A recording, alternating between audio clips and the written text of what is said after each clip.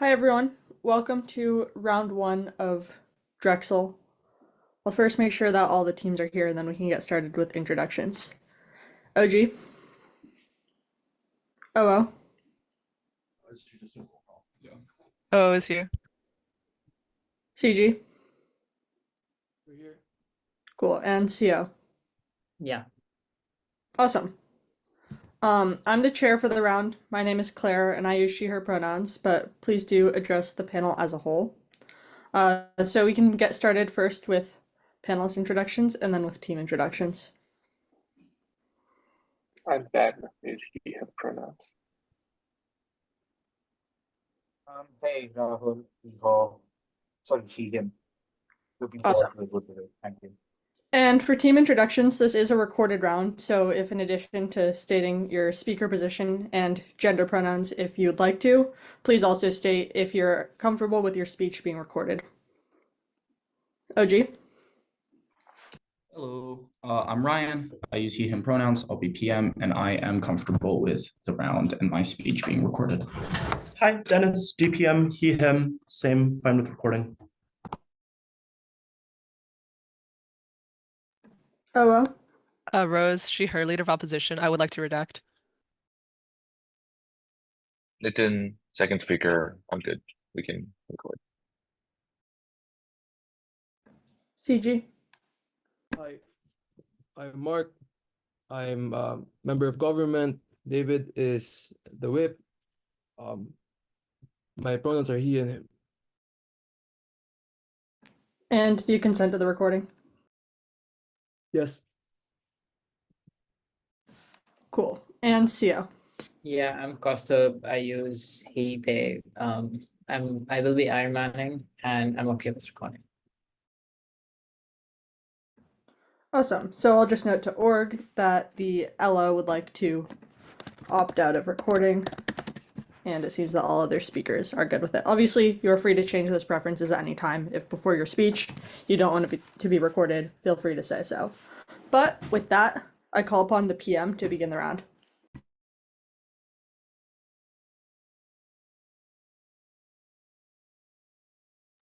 Alrighty. Give me a sec.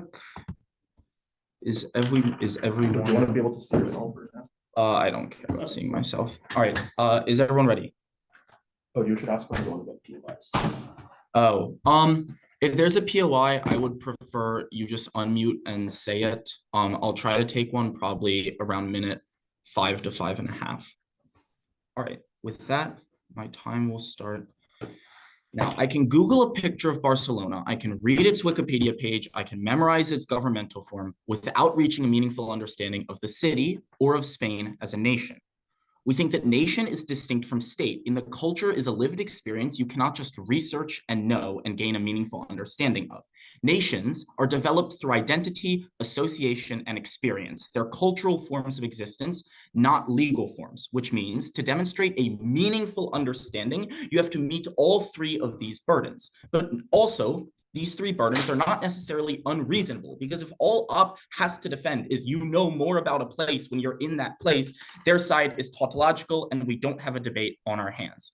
3 pieces of framing then before I provide arguments. First, what this narrative currently looks like. We think this narrative is primarily supplemental to tourism. It is a matter of expectation, not of catalyst. We think people still engage in tourism, and I'll give 4 reasons below, but we think that this narrative supplements their expectation for what they will do while they're engaging in that culture and what they will learn. Why then does tourism happen anyway? First, it's really fun. People just have a lot of fun going to other places and experiencing different cultures. Second, most industries or large industries depend upon tourism. Consequently, governments encourage tourism to particular areas or regions of their state or nation because it is economically beneficial. Third, you don't necessarily understand other cultures and nations. This experience is itself enjoyable because it's new and unique. Fourth, it's a change of routine. People don't like routine. Working your 9 to 5 every week, spending every weekend at home or doing the same things is not enjoyable. There's a reason why people almost always use the max vacation time. So we don't think that tourism numbers actually change. Third, what then is the alternative narrative? I think that there's a refusal to reduce culture on our side of the house. People still do tourism. They still go to other places for the 4 reasons above. And they recognize that meaningful understanding is possible, but it is highly improbable. And any understanding they reach is probably not super meaningful or deep. They don't associate the culture or their understanding of the culture with an actual understanding of what the culture is, especially because they don't even speak the language that people are engaging in, or they at least very likely do not speak the language. As a result, we think the narrative on our side of the house is one of understanding, but not meaningful understanding. You don't say, I now know this culture and this nation by visiting it. Rather, you say, I experienced it. You gained some understanding, but you didn't meet any of the 3 burdens outlined above. Our first argument, then, is that the existence of this narrative flattens the curve. It's impossible to reach any deeper understanding of a nation from a visit. In fact, understanding actually gets worse because you only encounter and engage with the most visible parts of a culture. And therefore, when you associate those visible parts of a culture with a deep understanding of what it is, you actually flatten and reduce the culture further. This is because it's really hard for tourists who speak a different language and have their own lives and busy schedules to plan a trip that engages with and understands diversity and real cultural experience. Furthermore, governments have an economic and political incentive to show the glammiest, glitziest stuff of a culture. 1, because people spend more when there's more expensive items. 2, they're more likely to return when their experience is really good. 3, governments want political ambassadors, or at least people from a state visiting their state or nation, to actually see this super glitzy and glammy stuff and then uniquely popularize visiting that nation when they return home. When you're in this nation, you experience it as an outsider. You are treated differently, be it through physical appearance, language, or characteristics that differ from the culture at hand, which means you never actually engage in depth with the place that you're visiting.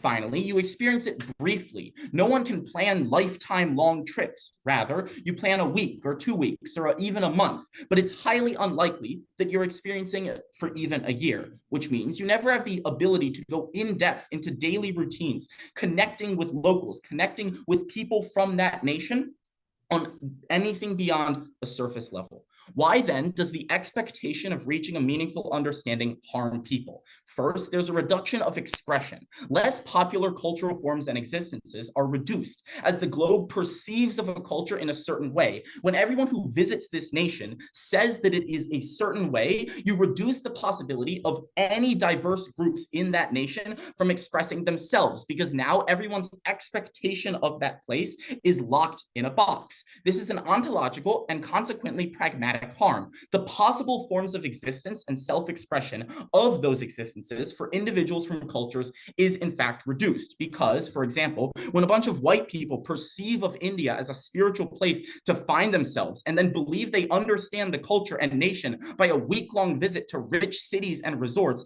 the impacts reverberate globally. Everyone now perceives of it in a certain way, and less diversity is celebrated, which means the government and economy orient themselves towards these forms of tourism, the less diverse, the more popular, because they want to increase revenue and political impetus. I'll take a POI now.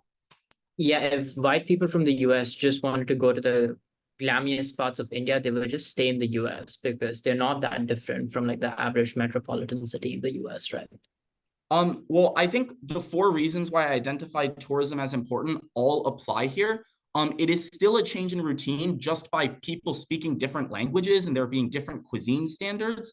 And also, I think all 4 mechanisms still go through. And like I said, tourism will happen anyway, but also the POI is non-unique in that in both worlds, if people prefer going to a standard metropolitan city in the US, they'll do so. We're clearly only talking about people who have made that decision to go. Furthermore, the mechanisms I just outlined identify why people will now want to go to India, because there is this perception of it as a spiritual locus where you can find yourself, which does not exist for New York, for example, which means people are uniquely more likely to flatten the curve under the narrative of that POI.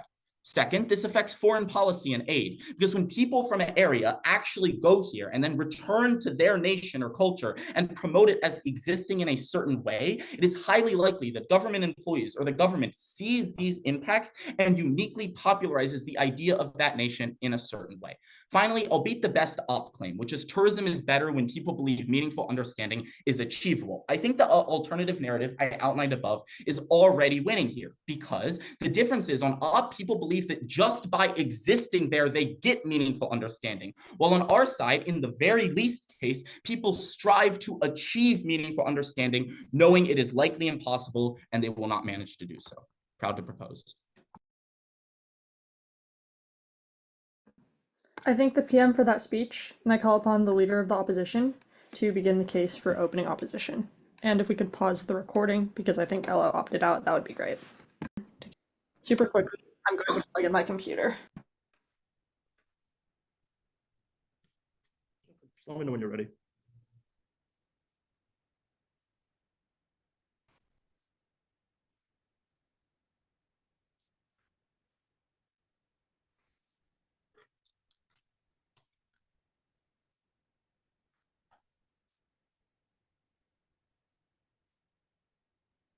All right, I'm good.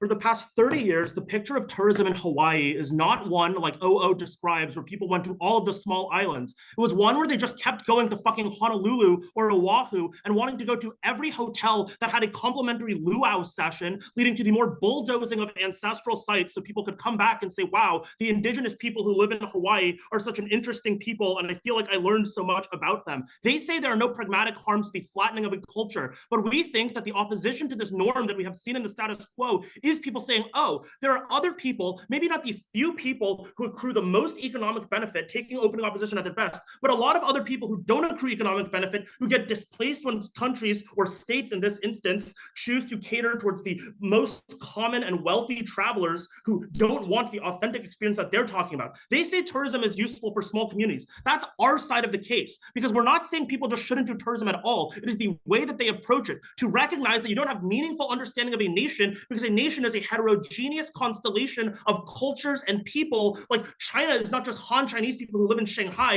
it is like 95 different ethnic groups. The understanding that tourism does not give you the full understanding of a nation pushes individuals to go to the places that they say are most important. I'm going to talk about two things in this speech. First, what do tourists do differently? And then secondarily, how do nations respond? But before that, I just want to respond to two premises in the opening opposition case. The first is, who the fuck cares about flattening of a culture if it doesn't have pragmatic ends? That's like the most privileged argument I've ever heard. Like, just imagine if you said this to anyone who came from a subaltern group. Like, do you really think Black people would be like, yeah, I don't care that someone who looks like Ryan thinks that, oh, I'm just a person who knows how to rap because that doesn't really affect me in my day-to-day life. Like, I think the way that we should consider consequentialist or ontological harms isn't just the way they play out in the world, but how would a person from that group feel if they had full and complete information about the way that they were regarded through the eyes of people? That's why our equity policies and debate don't say, Ben, it's okay for you to say a slur about Chinese people as long as there's no other Chinese people in the room. The fact that if you universalized the action and made it so that everyone knew what happened and people would not want that action to happen is enough to suggest that action is harmful. The second thing, and I have a lot of other pragmatic harms later, but like, it's just so glib, and I'm so tired of people in debate being like, we can just fuck around with people as long as the door's closed and the lights are off. The second thing they say is, oh, who is this about? This narrative is about people who don't travel often. Deeply unclear. I have a couple of responses to this frame from them. One, if that's the case, that is the lowest magnitude of people, and then it just like doesn't matter. Secondarily, I don't think that's true. I think this is often for people who travel a lot, people who go to the Taj Mahal like 5 times and say, wow, I really learned a lot about India, but have never been to any other state outside of that. Three, I think it is likely the case that if they can point to examples of people who do good tourism, our claim is those are people who recognize that this narrative has faults. The kinds of individuals who buy into this narrative are specifically individuals who think that are the kinds of individuals who just only go to the most glitzy, glammy places because they are the people who bought into the idea that you have to do the least amount of work possible. Like, trust me, it is not fun to go to a place that does not have Wi-Fi or hot water. The vast majority of tourists don't go there if they feel that they can have a lower activation energy to achieve the same benefit. To get people to do more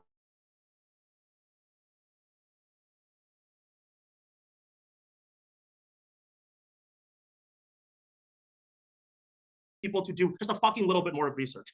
The first question I want to answer then is, what do tourists do differently? There are two things here. First, if they go. Second, if tourism decreases, that takes them at their best, right? Because that's weighing against their harms of like no more econ. But first, some like external weighing. Ryan gave you a bunch of reasons that were not responded to as to why this is very likely. A lot of reasons why it is that people still go anyway, because it just like is a thing they want to cross off their bucket list, because they just want to try new food, that it is meaningfully different. Just because Mumbai has tall skyscrapers and New York has tall skyscrapers isn't enough for people to be like, well, I've already seen it, given that they have an understanding and, more importantly, an exoticization of what that other culture looks like. So what do they do differently? One, they recognize that just one place is not enough. They do more research about other places and the ways that other people live. Two, they take those other people's experiences into account and say, oh, maybe I shouldn't go to a place because my tourism is net bad. It was very flattening of LO to say, oh, tourism's always good because it brings money to some places. Tourism might be good for some places that say, hey, we need more tourism. Tourism was bad for the vast majority of communities in Hawaii who for the past 30 years said, please don't come here. Every time you come here, they bulldoze another home and displace people just to hire people that they flew in from like Case Western who have a tourism major. Like, those are the people who get those jobs, not people on the ground. So you listen to people more, maybe not perfectly, but our argument is that this narrative decreases the extent to which people take the meaningful effort to do things well. Two, they spend more ethically. They try not to spend at the biggest places because they recognize that that money doesn't go to people on the ground. Three, they go to places that aren't just the most popular place. The second thing, though, is let's say that they do less tourism. Why do we think that that's fine in terms of their understanding of other people? One, it signals to countries that people don't want to go to places that exploit individuals. So they change the way that they do their tourism. They say, hey, we're not just going to do the most exploitative thing, or they spend money to advertise other places and say, oh, we built infrastructure in this place that you should visit, which on the status quo they don't, because no people are going there. If we redirect where the dollars are going and say, hey, I want to go to this place, but it isn't safe, more money goes to those places and makes it easier to get tourism there, because tourism has shifted more towards caring about ethics and not just the highest dollar stuff. Before I move on, CO. Yeah, this framing is quite convenient because the motion says travel experiences don't lead to meaningful understanding. So the average person can't comprehend it by saying, oh, these kinds of travel experiences don't lead to a meaningful understanding, but this other kind of travel experiences probably do lead to a meaningful understanding. You just need to defend visiting a country for 10 days is not enough to understand a nation, period. No. So first of all, understanding is scalar. You can have a meaningful experience, but not completely understand the country as if you just mind melded with all 1.2 billion people who live there. Our argument is that when you oppose the status quo narrative, you more approach a narrative that seeks you to say, hey, I don't know everything, but I'm an educated person. It forces you to take a step back and still go to the place, but not come to it from a position of I'm going to understand everything here, but a position where you recognize your ontological position as an outsider. It isn't as simple as like, well, this narrative doesn't exist anymore, so I don't go, or oh, it doesn't matter if this narrative exists, I'll engage with behavior the same way. There's a degree of nuance here. Secondarily, if they don't go, that's fine. Like, I do think it is the case that people go anyway, but one, the logical extension of this narrative is, if it is not the case that just because I stepped foot in Shanghai, I know what it is like for a Chinese person to live in China, then surely I won't be like, oh, but if I watch like good, like Crazy Rich Asians, suddenly I will understand, right? Like, the extension of the narrative is that the more removed you are from a place, the less information that you have. So people approach that other information much more skeptically on our side of the house as well. Even if people don't go, they understand culture better. For all of these reasons, proud to propose.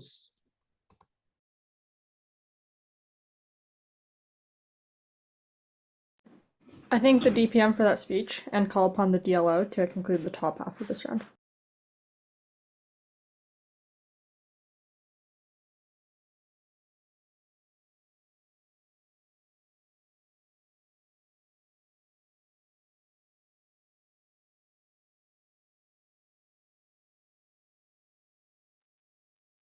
Yeah, we're doing a second.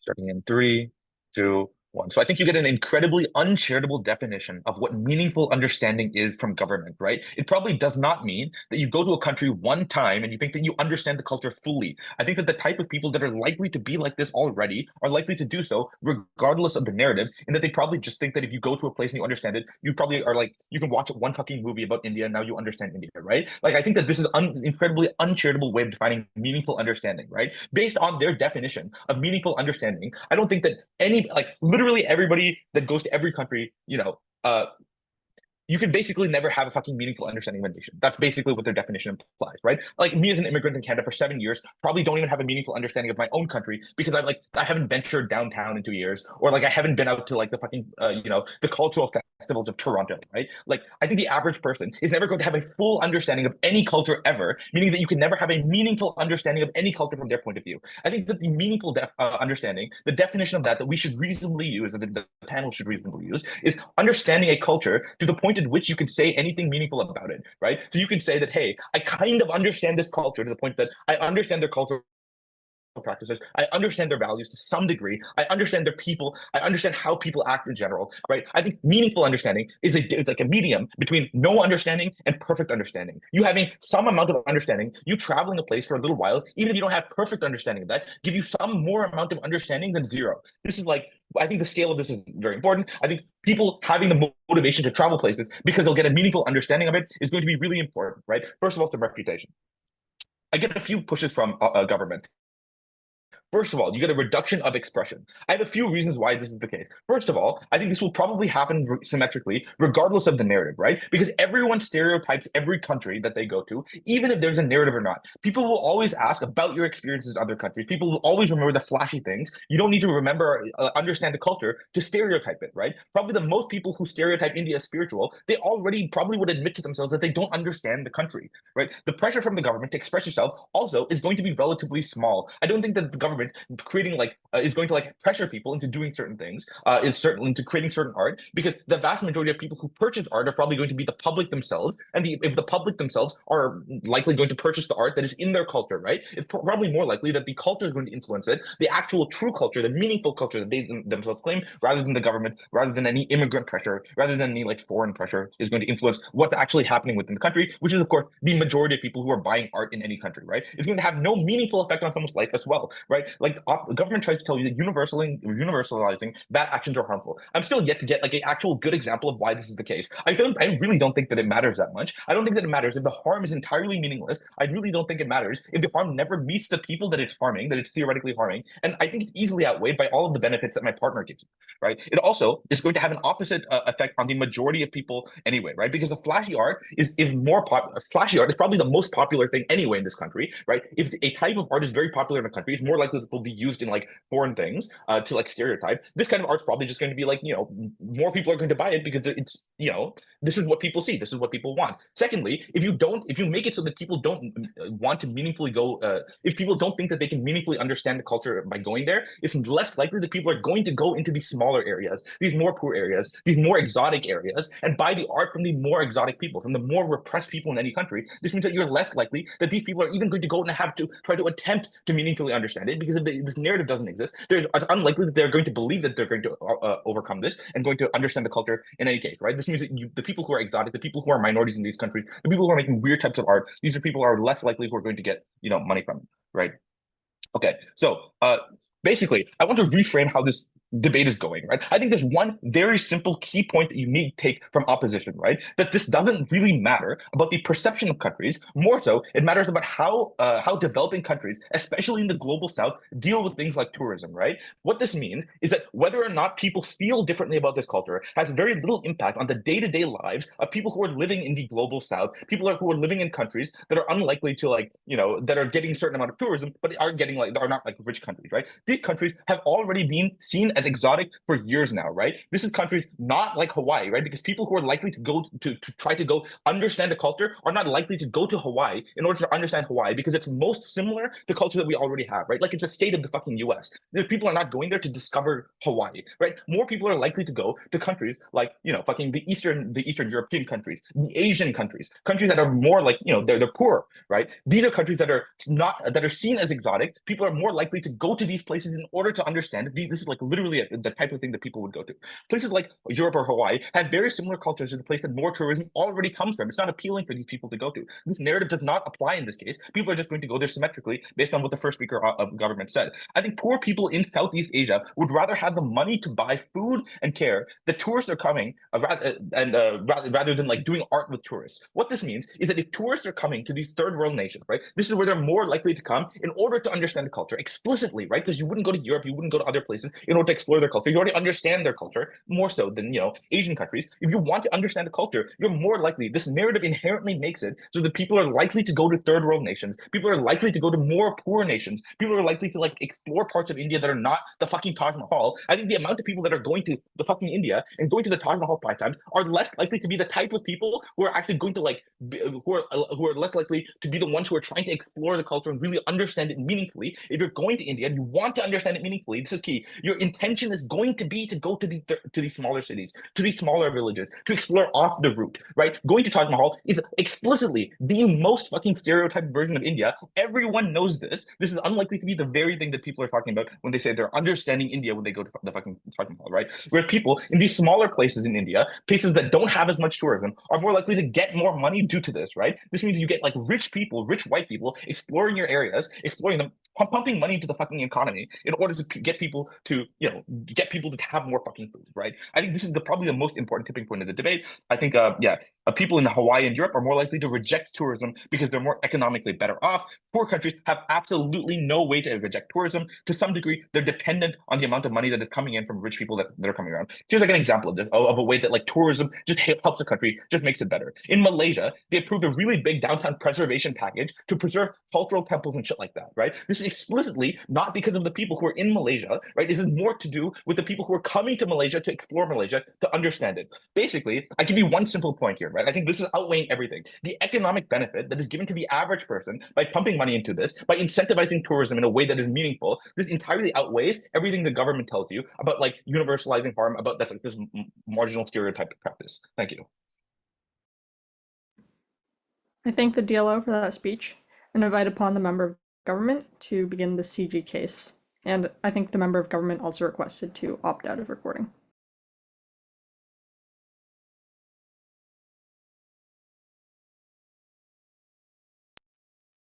Is this audible? Hello? Is this audible? Okay.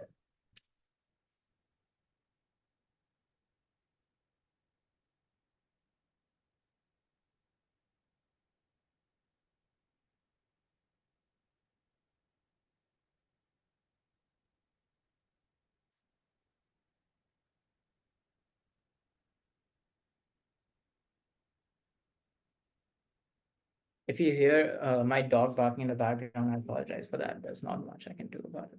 So.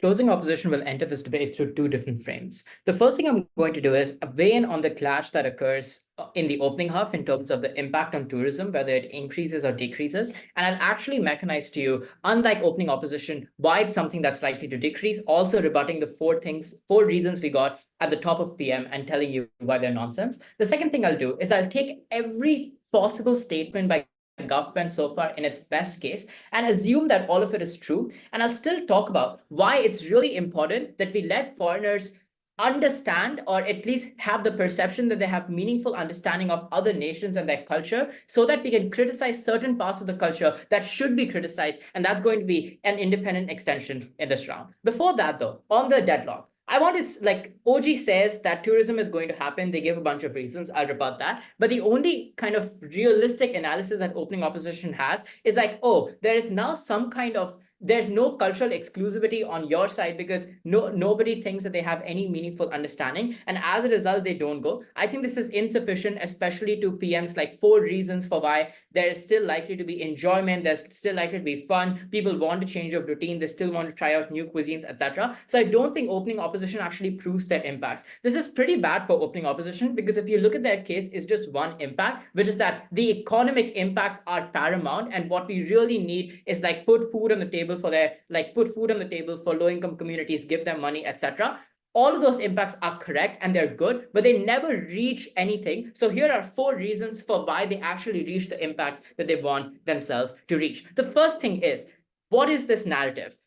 Any narrative exists in a marketplace of narratives. Like, this does not have significant control over media, and as a result there's less scope for nuance. So Dennis's POI answer, which is like, oh, but this narrative is slightly more nuanced than that, and this is the way that people realize it, doesn't stand, because they had to prove the way that people are likely to internalize this. But when there's so many narratives going around, I don't think that people have the scope to realize internalize anything more than just saying, if I travel to Sri Lanka for 10 days, that's not enough for me to understand the culture. That's not enough for me to understand the country, no matter where I go, whether I go to Colombo or whether I go to like a neighboring district of Sri Lanka. But then the second thing is, and this touches on the point about people internalizing things.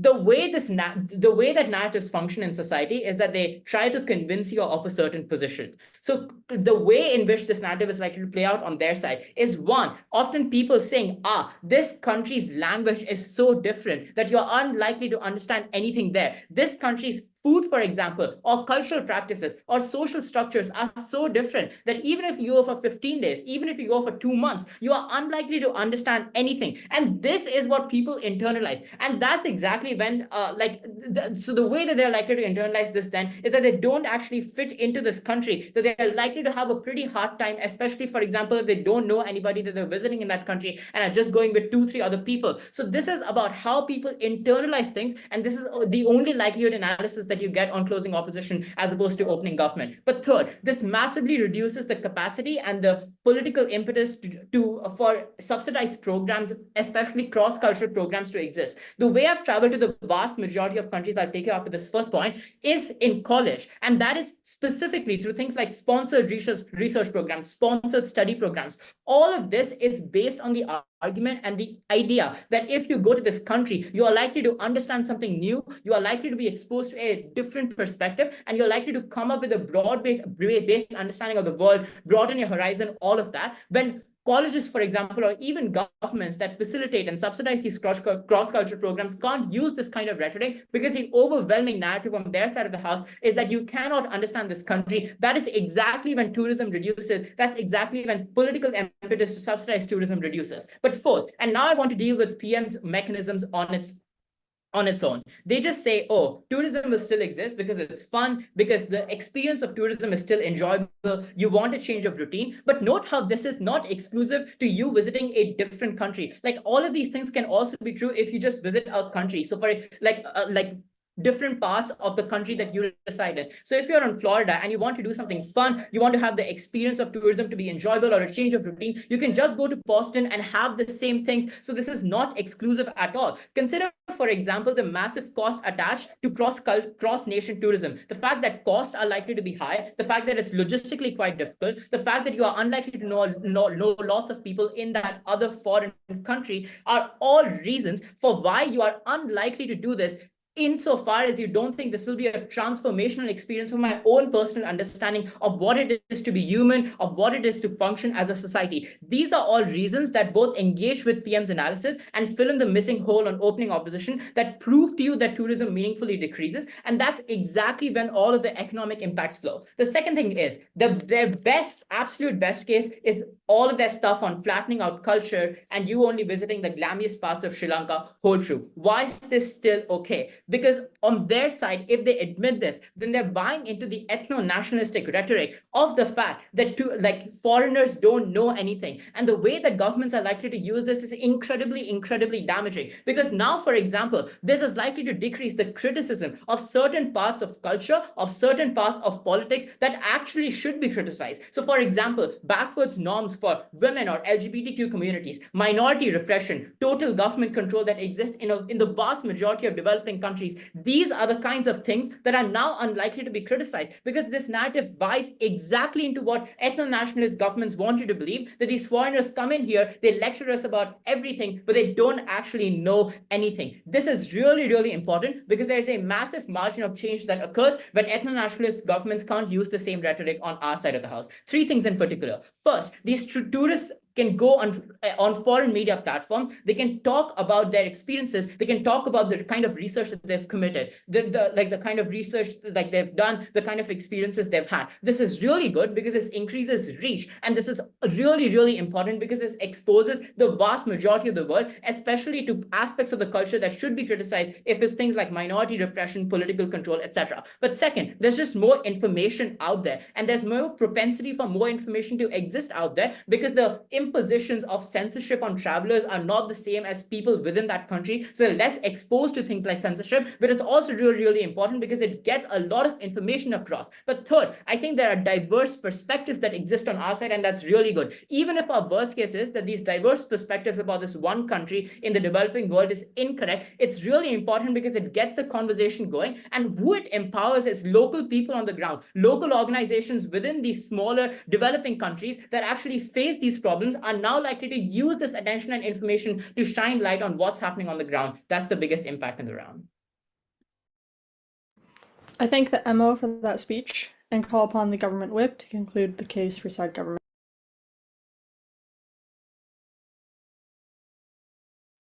Okay, verbal POIs, please give me just 1 second.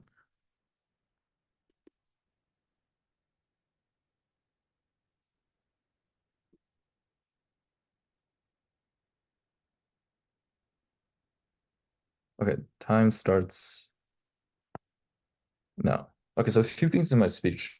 First, I would like to exactly paint the picture of what a tourist looks like. I feel like it's essentially missing from this debate. Secondly, I'm going to rebuttals of material coming from side opposition, and thirdly, a little bit weighing in our union case coming from close government. So I feel like one, tourist in itself comes into a country with a preconceived notion of what it is, right? We think that tourists are generally have some affluence. They come from a country. The reason why they decide to actually go to travel is because they have some sort of preconceived notion of what the world looks like. That gives an incentive. If they're completely ignorant, as side opposition says, it's unlikely that they're going to have this incentive to actually venture out into your country in the first place, right? We also see that one, because of their extent of their affluence, they're more likely to be more willing to stay at places that are more comfortable. Places they're less likely going to be incentivized to actually go to places that provide them with a quality that's substandard, right? We think that's kind of conceded by side government, by side opposition. So why does it matter this debate? This matters because one, this idea of oh, tourists are just going to venture into the wilderness, they're going to provide funding. We see that's very unlikely to be the case, and we see that opening opposition is essentially defeated, right? Because they don't necessarily have the mechanism to which people are just going to sacrifice their own well-beings because they have some sort of incentive to bring all this practical benefits. So we see that these practical benefits are not enough, as illustrated in our part of the speech, right? Secondly, we're going to provide later on in our arguments what exactly this characteristic of what a tourist looks like factors into today's debate, right? So first of all, come to rebuttals. Closing opposition comes and tells you that one, there's this understanding of competing narratives of a lot of these narratives are going to factor into how you understand and approach tourism itself. So a few responses. One, why in of itself this narrative is incredibly pervasive, and secondly, why even if we can see that it's marginal, why we still win, right? So first of all, we say that in a stance with the pervasiveness of what exactly is experiential learning of you can't understand the book, understand the world from the book itself. We see that it's incredibly pervasive. We teach children from from middle school to all the way through high school. We see that it creates an incredibly strong incentive for people to actually go and experience things. We see that they also want the first-hand experience, and most people don't have a tangible internal connection to which things that they learn from like external sources, right? We see that there's a strong impetus that exists in people to actually learn these things, right? We see that this in of itself is pervasive and moves people to actually go to different places. And secondly, even if we do agree that this idea of like other competing narratives exist, we see that this norm in of itself still moves people to actually go to places because of like the nature of the allure of tourism itself, right? Secondly, tell you that it's so different, people are going to realize that it's unlikely to like provide a holistic understanding regardless of both sides of the house. We kind of do agree, and they also tell you that this idea of like an internalism mindset of people won't actually go to trade. We say that that's not true because of a few reasons. One, without the norm in itself or not being the way that it is, it actually gives people ability or like opportunity to explore the phases of tourism after the tourism itself ends, right? I think that's uniqueness we provide. We say that one, it gives people incentive to actually go approach these problems, go talk about these problems when they go back to their country, go actually venture into what exactly these social norms actually exist when they actually have the experientialness itself, right? We see that just by saying that, it's so different, doesn't necessarily provide you with sufficient mechanisms to which to say that they're just going to resort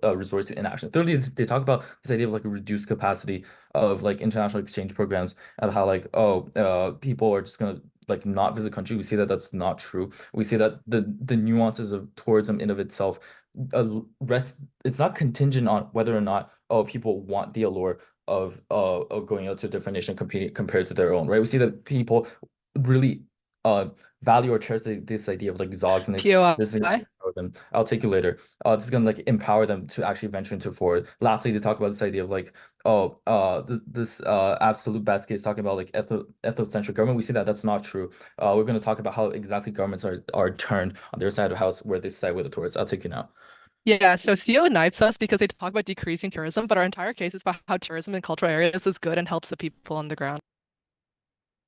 All right. Well, I've just told you that how you guys don't really have like a practical mechanism to which people actually going to access these practical benefits. I think that's proven sufficiently throughout the round, right? So now to move on to two pieces of extensions. Why, first of all, this is going to be a increase in how tourism behaves in the status quo and how because of the way the government funds or the way governments in those like third world countries behave, it's not likely that they're going to be searching funding. Why first?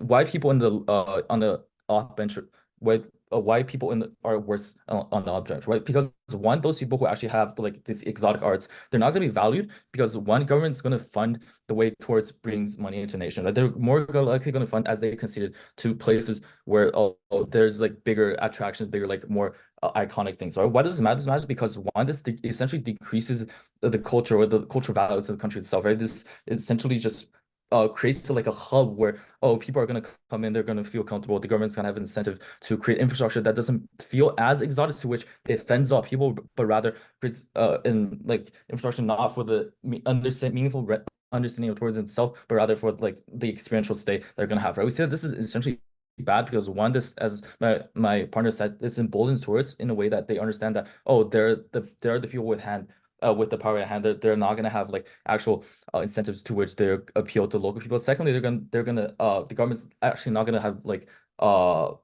fund local projects. They're more going to be concerned about tourism itself. This makes countries more more dependent on the stack itself, right? Secondly, we also tell you that the tourism, they come from a country with a preconceived notion from like media or because of how the current world operates, they're more going to fall into stereotypes, and this is going to essentially be reinforced because of the way the funding is issued, right? Secondly, what essentially happens after, and this is our essential uniqueness of the round, right? We tell you that one, people are going to have more incentive to which they're going to approach this issue when they return to the country. They're going to have actual understandings instead of just like preconceived notions or just by understanding like I've been to this country. They're not going to just view it from a superficial way. We see that this is incredibly important in this round because this is not just about a debate whether or not tourism is going to increase or decrease, or whether or not this is going to be like symmetrical understanding whether that's understanding or meaning is essentially enough. We tell you that one, tourism are going to like not be as devilize where there's going to be less antagonism in itself, but rather we're going to be meaningful change to this country. And because of these reasons, we strongly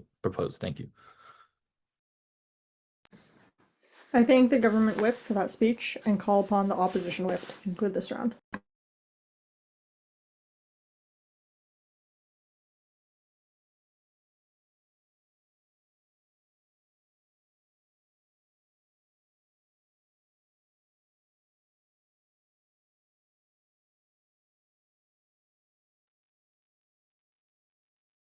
Don't worry, I'll take 2 POIs. OG.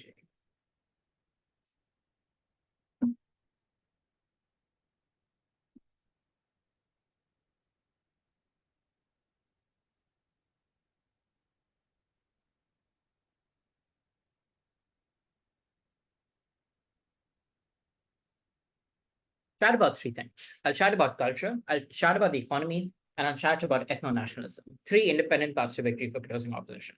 First, on culture, I want to situate the extension and the mechanism that you get from closing opposition in the broader frame of the round. Because opening government is like tourism will still happen, but the kinds of tourism that will happen are ones that are much better, because now you are much more likely to go to more local parts within the country because you feel like you really need to understand it, and going to like Mumbai does not cut it for you. But this and opening opposition like doesn't say much. And by the way, my extension is not a knife because I'm also saying that their side decreases tourism. So I don't know what that POI was. But uniquely, what you get from closing opposition is 2 things. The first thing is that this nuanced perspective that opening government wants to posit is just something they state, never prove. This is not the only narrative in the society. Like as an average middle class person living in London, this is not the only narrative you're constantly thinking about and drawing all of these arguments in your head. When you just constantly hear the media say, people around you tell you that going to Bangladesh for 10 days is not enough for you to understand the country, that's just the only kind of internalization that you have on their side. But second, narratives, as I said, are not just about existing, but they're about convincing people. And if government wants this policy to occur and genuinely wants this people to believe, the way this is likely and most intuitively likely to happen is like you pointing out the massive cultural differences between your country and this country, the fact that social structures are different, the fact that cultural practices are different, language is different. All of this, as an average person, is likely to scare you. And when you think you cannot understand and experience this country in the same manner, that is exactly when you don't go. But even if you do go, and this is where I deal with the culture point, it's really, really important.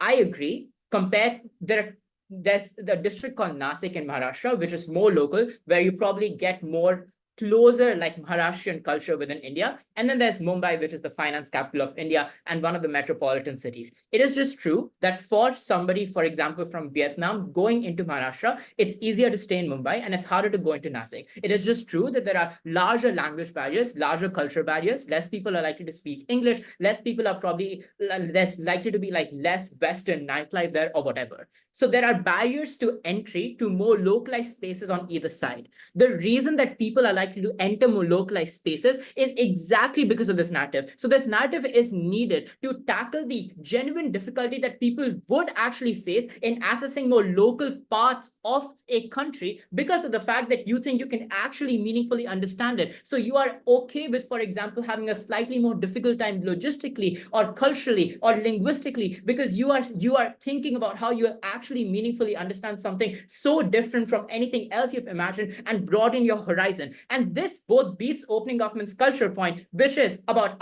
you just get better tourism, but this also mechanizes opening opposition because they never really explain never really explain why you go to these localized structures. The reason you go is because it is difficult on both sides, but this narrative tackles the difficulty that exists on our side and it doesn't do the same on their side. So if this debate is about culture, we are clearly winning, and the contributions you get in my extension speech is the one that mechanizes opening opposition and deals with OG. Yes, OG. Yeah, as you point out, narratives are not nuanced and people don't engage with them well. So people on your side of the house don't look at this narrative and then think 5 layers later and then go to those small places. Our claim is we raise the bar. At worst, some people don't go, but at least more people do end up doing the kind of good tourism we're talking about. There's no incentive for them to do it. Yeah, but I literally gave you the reason for why it's logistically difficult on either side. If you don't believe you can understand this completely like village area within Bangladesh meaningfully, then you will never go there because it's just so logistically difficult to go there. This is just empirically true. That's the entire point. I'll actually take another POI from you if you want. Yeah, but clearly it's not just either Bangladesh or the hardest place to live in. Like clearly it's a scalar thing. So people go to a more underdeveloped place on our side of the house, even if not the most rural. Yeah, that's true, but it's just still like there's a big like if you actually want to access a culture. I'm in Rajasthan right now in India. You can come to Jaipur where a lot of people speak English, but if you want actually true culture, you need to go to the outskirts of Jaipur where there just is a massive difference. It's not the most rural place in the entire country or in the entire world. There's just a big relative difference, and that's the extension from closing opposition. Okay. Stop cribbing about the PO in the chat now. The second thing I'll do then is talk about the economy, and this is also really, really important. And here I assume their best case, which is that you will probably have slightly better kinds of tourism on their side, which is OG and CG's absolute best case. Why is that still bad? If you decrease tourism overall, and this is where we mechanize opening opposition, the fact that they're already in the status quo, massive cost, massive logistical difficulties to visiting another country, the fact that now you think you can't meaningfully understand where you're going and what you're experiencing reduces the impetus to tackle these logistical difficulties, but also there's just less political impetus overall for things like scholarships, like for things like subsidized programs to exist, which like CG kind of tries to rebut, but they don't really rebut if you check your notes. So all of that still stands. Why is this really important? Even if you visit the most metropolitan parts of the city, and this is weighing over opening opposition. Two things. First, people are poor in even the most urban regions, like literally Mumbai, which is supposed to be like the metropolitan city that people visit on our side, is home to the largest slums in the world. So any kind of meaningful development that happens within the city and any kind of tourism, when the people get employed, when the government gets more money, is a good in and of itself. Weighing over opening opposition also beats Gov bench. Second, even if you're visiting a state that has, for example, 1 or 2 metropolitan cities, money, for example, often goes to the entire state. And this is really, really important because the state, for example, can then do things like redistribute it to more rural parts of the country, especially because of the fact that these rural parts are likely to have a larger majority of people living in that state. So they have more political capital. They have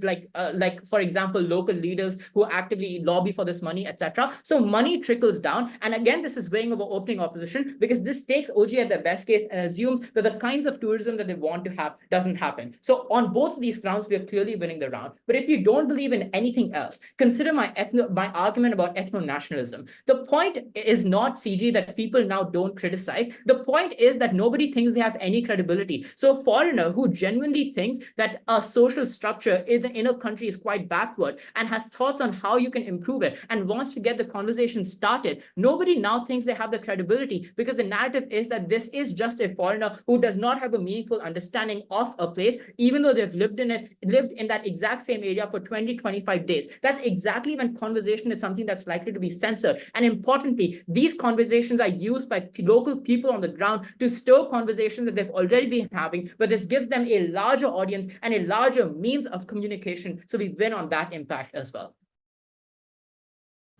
I thank the opposition whip for that speech, and I thank everybody for what has been a great round.